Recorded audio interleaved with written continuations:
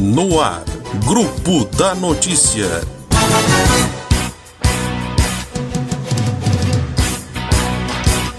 Olá, meus amigos, muitíssimo boa noite. Eu sou Jean Carlos e a partir de agora, vocês me acompanham aqui na Rádio Zap.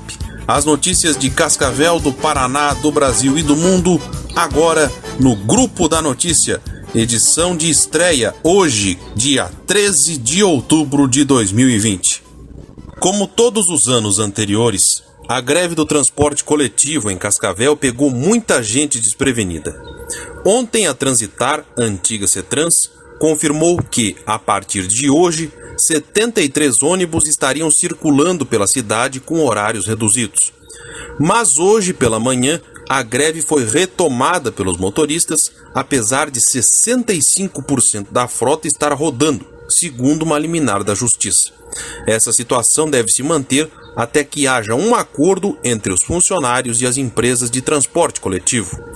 O Consamu atualizou na tarde de hoje a ocupação de leitos exclusivos Covid-19 pertencentes à 10ª Regional de Saúde.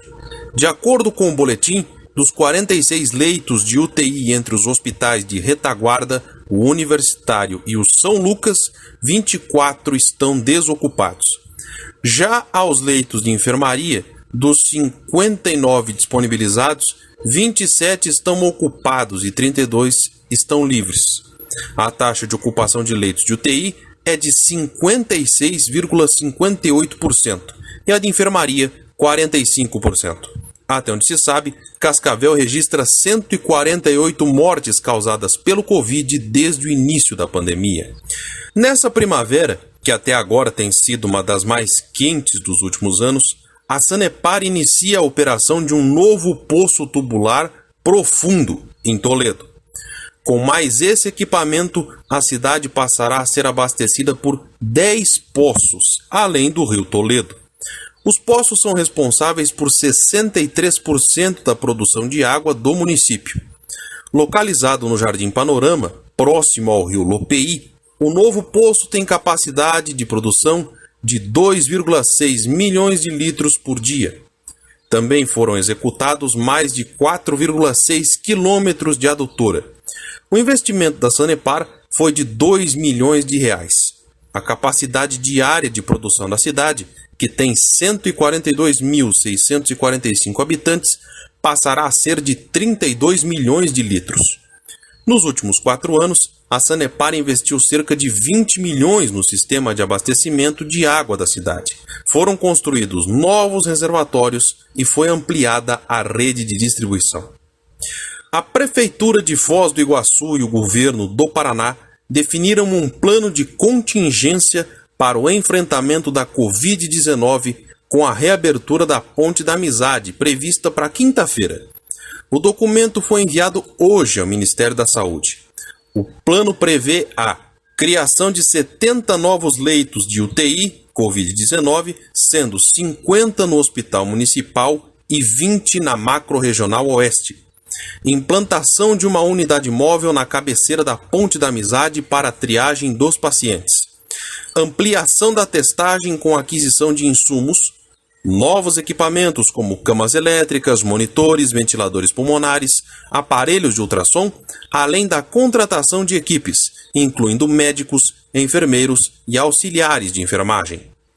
A Universidade Estadual de Londrina abriu hoje as inscrições para profissionais interessados em participar da seleção dos programas de residência multiprofissional em saúde nas áreas de enfermagem, farmácia, fisioterapia, odontologia, cirurgia e traumatologia bucomaxilar e os multiprofissionais, saúde da mulher e saúde da família.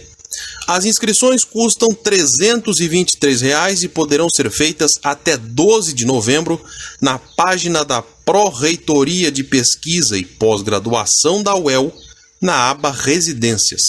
Serão oferecidas 74 vagas em 39 programas. As residências têm características de pós-graduação, sob a forma de treinamento em serviço, em regime de 60 horas por semana e remuneração de R$ 3.030 mensais. E agora, para você ficar muito bem informado sobre o clima na cidade de Cascavel, vamos conferir a previsão do tempo para amanhã, quarta-feira, 14 de outubro. Chuva leve na cidade, temperatura mínima de 20 graus com máxima de 32. A velocidade máxima do vento deve ser de 8 km por hora e a umidade relativa do ar fica na casa dos 51%. E depois do intervalo, vamos trazer a vocês os destaques do setor policial nas últimas horas. Até já. Do Grupo da Notícia. Voltamos a apresentar Grupo da Notícia.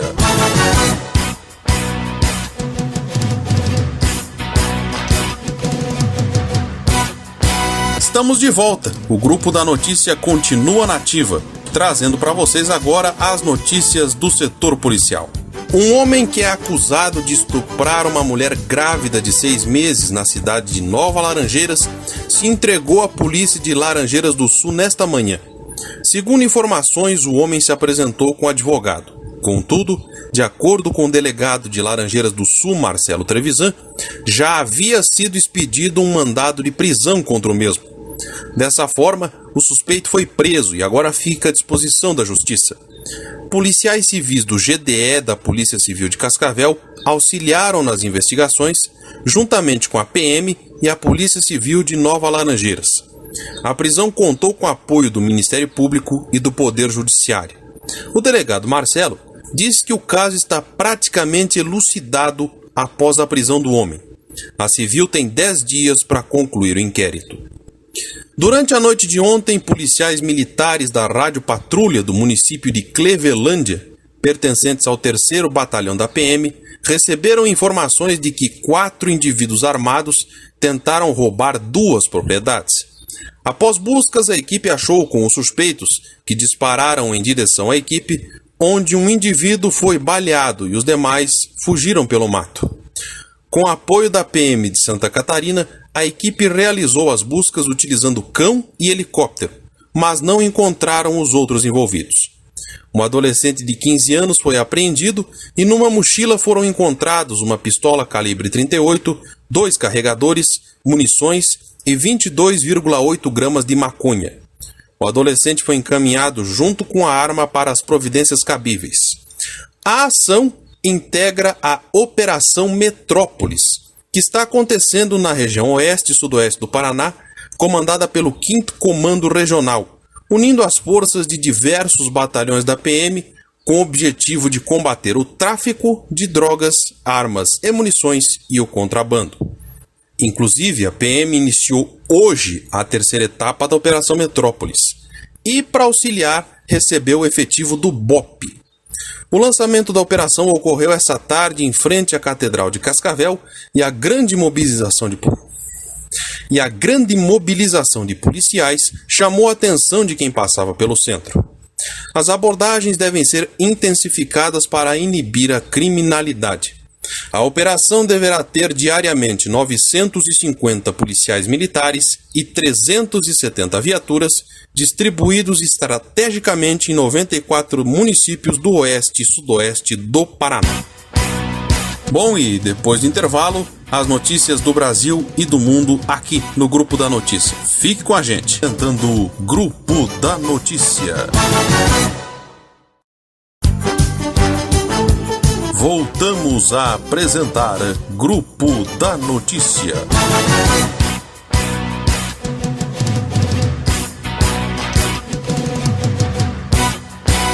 Bem, voltamos com o Grupo da Notícia e, como prometido há pouco, agora vamos falar das notícias que afligem o nosso país e o nosso planeta. A Johnson & Johnson interrompeu temporariamente os testes da vacina contra a Covid-19. A Agência Nacional de Vigilância Sanitária, Anvisa, confirmou nesta terça-feira que foi comunicada pela farmacêutica Janssen Cilag, unidade da empresa, sobre a suspensão dos testes com uma potencial vacina contra a Covid, também sendo estudada no Brasil, devido a um efeito adverso em um voluntário no exterior. Em nota, a Anvisa informou, abre aspas, Maiores detalhes sobre o evento e o estado de saúde do voluntário permanecem em sigilo. O estudo continuará interrompido até que haja investigação de causalidade por parte do Comitê Independente de Segurança, como parte dos procedimentos de boas práticas clínicas.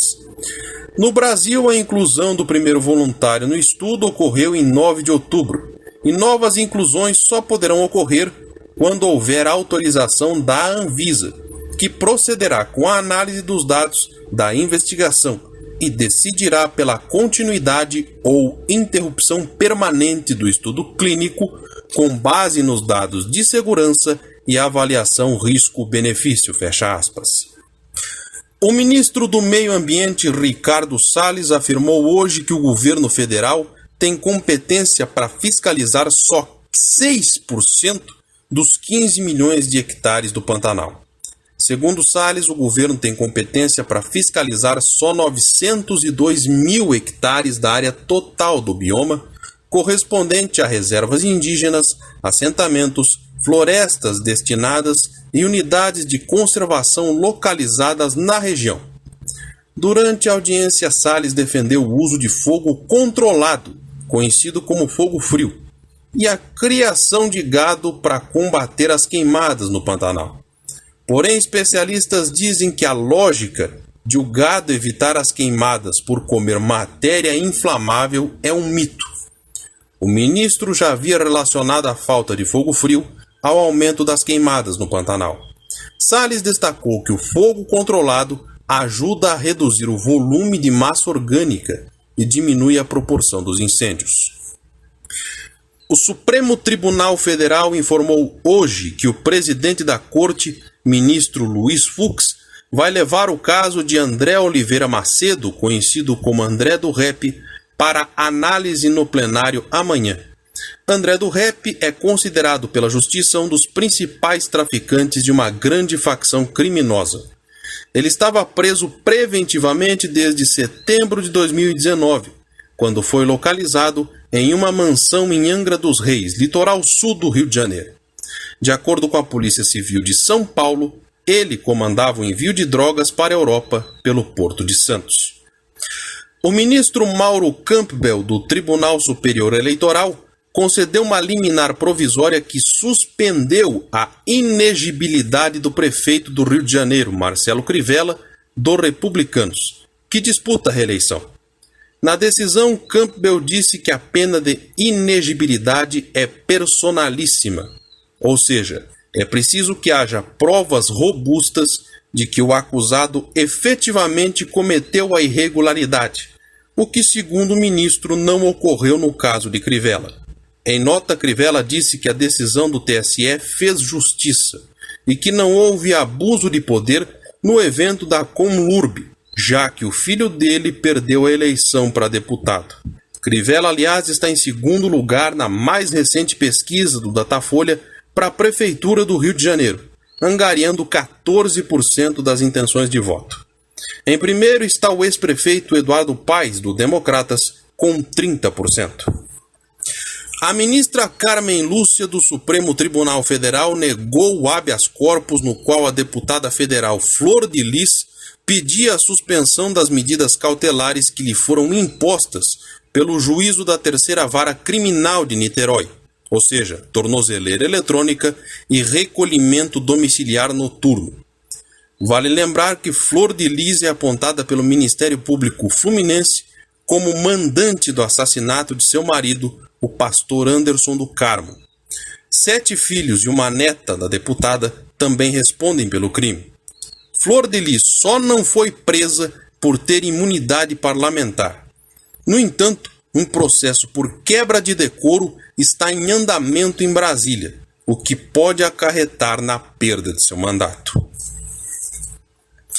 O primeiro-ministro italiano Giuseppe Conte impôs hoje novas restrições a reuniões, restaurantes, esportes e atividades escolares em uma tentativa de desacelerar o crescente aumento nas infecções pelo Covid-19. O decreto do governo da Itália passa a valer a partir de amanhã e tem previsão de durar um mês. No entanto, uma medida que visa inibir as grandes aglomerações do lado de fora dos bares, apontadas como uma das responsáveis pela alta crescente no número de infecções, proíbe servir pessoas de pé dentro ou fora do estabelecimento depois das 9 da noite. O número diário de novos casos do coronavírus na Itália dobrou na semana passada, chegando a 5.000 na sexta-feira pela primeira vez desde março e se aproximando de 6.000 no sábado. O número caiu significativamente nos 2 últimos dias, mas normalmente sobem na segunda metade da semana. Uma holandesa de 89 anos, um dos 25 casos conhecidos de reinfecção com SARS-CoV-2 no mundo, morreu dos efeitos da segunda vez que adoeceu com Covid-19, agravado por uma forma rara de câncer de medula óssea que sofria, tornando-se a primeira morte conhecida por uma reinfecção pelo novo coronavírus. Conforme explicou a virologista Marion Koopmans, a paciente teve que ser internada no hospital na primeira onda de infecções, após desenvolver sintomas como febre alta e tosse forte, mas teve alta 5 dias após e teste negativo em 2 PCR a que ela foi submetida após o desaparecimento dos sintomas. Bom, a gente vai fazer uma breve pausa, mas daqui a pouco nós voltamos trazendo as notícias do esporte para vocês. Até já!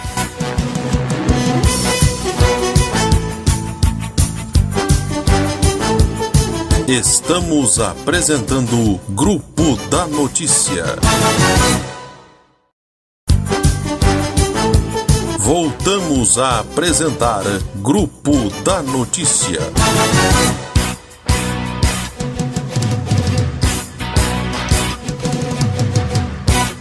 Bem, o Grupo da Notícia está de volta e agora, sem mais delongas, trazendo as notícias do esporte para vocês. O jogador Cristiano Ronaldo testou positivo para a Covid-19 e está descartado do segundo jogo de Portugal pela Liga das Nações, segundo o jornal português A Bola. O atacante da Juventus participou do confronto contra a França no último domingo, mas não estará no elenco para o duelo contra a Suécia nesta quarta-feira. Por conta da contaminação, é possível que o português também perca os 2 primeiros jogos da Juventus na Liga dos Campeões, contra o Dinamo Kiev, próxima terça, e contra o Barcelona, dia 28. Além disso, o atacante deve ficar de fora das partidas contra o Crotone e o Verona pelo campeonato italiano. O FC Cascavel se prepara para o duelo de amanhã contra o Nacional de Rolândia, pela 4ª rodada da Série D do Campeonato Brasileiro. A partida será em Rolândia, no estádio Eric George, às 3h30 da tarde. O time cascavelense vem embalado pela vitória que angariou no Clássico da Soja domingo passado, quando derrotou o Toledo por 3-1. O FCC realizou hoje pela manhã o último treino antes do confronto e já está instalado em Rolândia para concentração. Segundo o técnico Marcelo Caranhato, a vitória contra o Nacional pode colocar o FCC na zona de classificação para a próxima fase do torneio. Ainda no mundo da bola, mas no ginásio da Neva, o Cascavel Futsal derrotou o Acel Chopinzinho pelo marcador de 3-2 em partida válida pela Liga Futsal Paraná. Jorginho, Gabriel Gurgel e Eduardo Jabá marcaram para a Serpente Tricolor, enquanto Helenilson e Rafinha anotaram os tentos dos visitantes. O Cascavel é o líder do grupo B, com 12 pontos, enquanto o Chopinzinho está com 6 pontos no grupo A, empatado com o Palmas. O Cascavel volta a jogar amanhã contra o Maringá, em casa, enquanto o Acel Chopinzinho vai ter que esperar até dia 23 para enfrentar o Toledo fora de casa. O jogo entre Peru e Brasil de logo mais às 9 da noite, válido pela segunda rodada das eliminatórias da Copa do Mundo, já entrou para a história antes mesmo de ser realizado. Por causa de uma mudança na venda dos direitos de transmissão de jogos de seleções na América do Sul, a partida será a primeira da história da seleção brasileira a ser exibida apenas em plataforma de streaming pelo EI Plus da Turner e do canal pago no YouTube El Canal del Fútbol. A Globo tentou, mas não conseguiu fechar a tempo negócio para as partidas fora de casa. As conversas com a Conmebol, porém, continuam. E acredite se quiser, hoje tem jogo pelo Campeonato Brasileiro, válido pela 11ª rodada da Série A. Jogo adiado, inclusive. Flamengo e Goiás estão se enfrentando nesse momento. O resumo da partida vocês ouvem amanhã, aqui no Grupo da Notícia. Pois é, espero que vocês tenham gostado. Esse foi o Grupo da Notícia, edição de estreia desta terça-feira, 13 de outubro. Outras notícias amanhã às 7 da noite nesse mesmo espaço. Você fica agora com o programa Alô Meu Povo com Giovanni Gregório. E eu volto a encontrar vocês amanhã, nesta mesma hora e nesta mesma rádio. Boa noite e até amanhã. Você ouviu Grupo da Notícia.